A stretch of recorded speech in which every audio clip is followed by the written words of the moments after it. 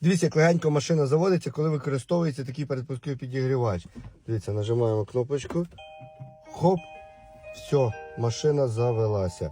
Легесенько, тихесенько, чотенько, дуже легкий пуск, тому що є передпускові підігрівачі. От такі от у нас в продажі 1,5, 2 і 3 кВт. Все, печечка сразу пішло тепле повітря. Зараз ми тут раз включили тепло, все, пішло тепло, сразу можна їхати. Не треба прогрівати, все дуже чітко і швидко. Магазин Болгарка, контакти в шапці профілю.